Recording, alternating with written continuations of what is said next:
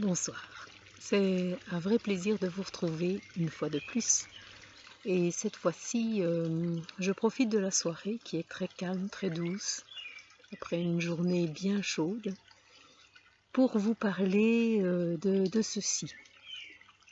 Le thème inconscience et conscience. Évidemment, on peut écrire des pages et des milliers de pages sur ce thème, sur ces deux mots, qui sont vraiment incroyablement riches de sens. Mais ce dont je vais vous parler, c'est de mon approche et de mon expérience. Je puise naturellement dans des lectures, mais surtout dans une expérience personnelle pour vous faire écouter ce qui suit. Tout d'abord, pour les personnes qui regardent pour la première fois ces vidéos, je vous encourage à regarder celle sur conditionnement et liberté, ainsi vous comprendrez mieux peut-être le propos de celle-ci. Voilà. Donc, inconscience et conscience. Qu'est-ce que l'inconscience et qu'est-ce que la conscience? Moi, je vais vous parler de quelque chose d'en fait très simple. Votre corps a-t-il conscience de lui-même? Est-ce que votre jambe droite a-t-elle conscience qu'elle est votre jambe droite? Ou votre bras gauche a-t-il conscience d'être votre bras gauche? Probablement pas. Et qu'est-ce que c'est que la conscience? C'est quelque chose en vous qui a tout à fait conscience de votre bras gauche ou de votre jambe droite ou telle partie de votre corps. Et donc, en fait, on est un corps, mais pas que cela. On est aussi quelque chose de l'ordre de la conscience, de l'esprit, de l'âme. Enfin, pour des personnes avancées qui ont déjà peigné le sujet, je vais dire ça comme ça, c'est certain que vous avez toutes sortes de concepts qui vous viennent à l'esprit. Mais ici, je vais faire assez simple. On va appeler inconscient tout ce qui est de la nature du corps, le corps vraiment corporel. Et inconscience, on va parler tout simplement de la partie de vous-même, de soi-même, qui est capable d'observer quelque chose. Donc, on va reprendre sur le thème de l'autre jour, de la liberté, où je vous disais que la liberté, toujours selon mon approche, c'était de pouvoir faire le vide en soi, le calme en soi, et de pouvoir observer un élément universel, par exemple, votre propre respiration. Je vous avais invité à faire cette expérience pendant quelques secondes, de fermer vos yeux et d'observer simplement votre respiration. L'air qui entre, l'air qui sort, tout simplement sans rien changer du tout, simplement la nature à l'œuvre. Et donc, vous avez pu vous rendre compte que vous pouviez observer. Vous avez pu vous rendre compte aussi que votre esprit s'échappait et retournait vers quelque chose d'autre. Et vous entraînait là où il voulait vous entraîner. Et vous perdiez quelque part le fil de votre méditation qui était de simplement observer la respiration.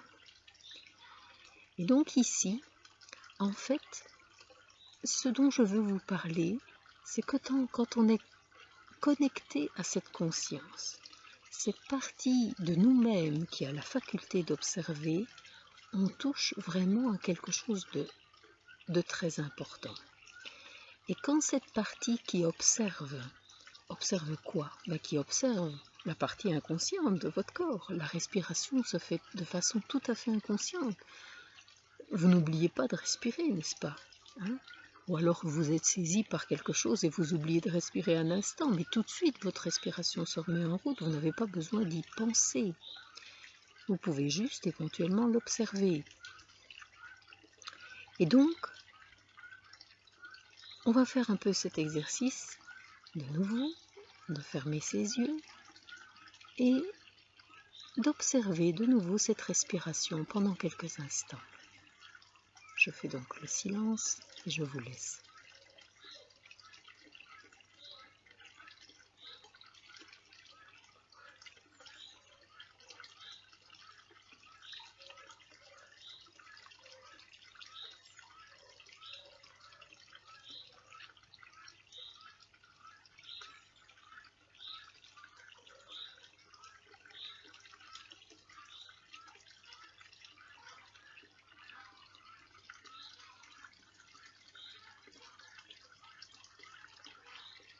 Voilà, c'était quelques respirations dans le calme.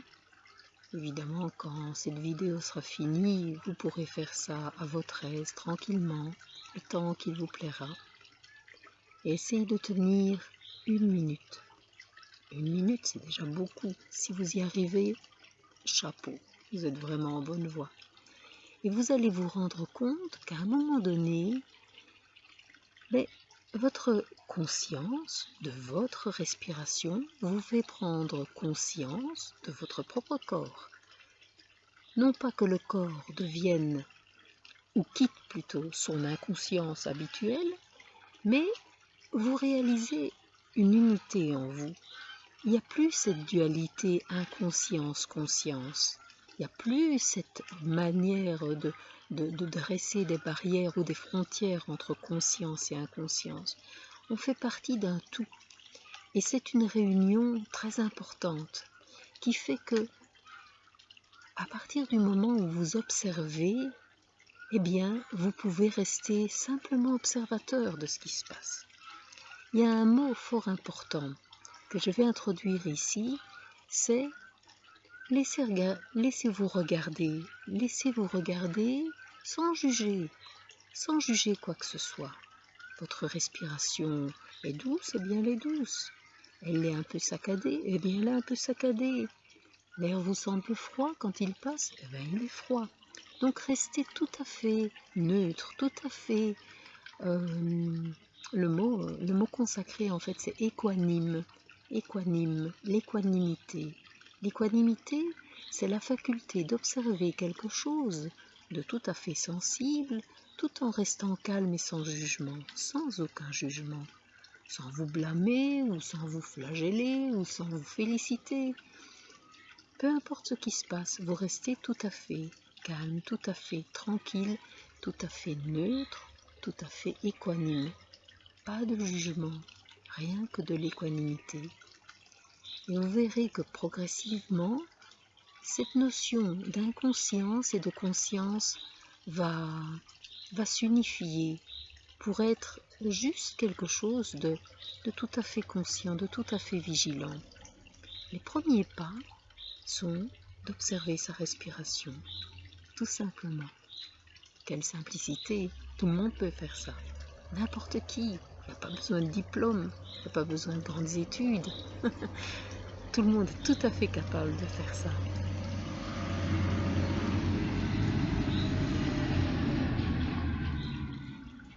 Voilà. Donc j'aimais bien partager cela avec vous. Ça fait de nombreuses années que j'ai l'occasion de pratiquer cette méditation dont j'aurai l'occasion de vous parler. Je ne pourrai pas vous l'enseigner jusqu'au bout, mais simplement vous dire, elle existe. Et ça, je peux vous le dire, je peux vous dire, mais observez votre respiration, c'est tout de même quelque chose d'universel. Voilà. Je vais vous quitter ici parce que j'entends un tracteur qui s'est mis en route. Donc j'habite à la campagne et je pensais qu'on allait avoir du calme, mais non. On est venu couper les herbes aujourd'hui, les prairies, et du coup les cultivateurs viennent retourner leur foin. Donc je vous retrouverai une autre fois. Je vous souhaite le meilleur. Soyez doux avec vous-même. Soyez tranquille avec vous-même. Soyez doux aussi avec les autres. Et félicitez-vous d'avoir tenu jusqu'ici. À bientôt. Au plaisir de vous retrouver.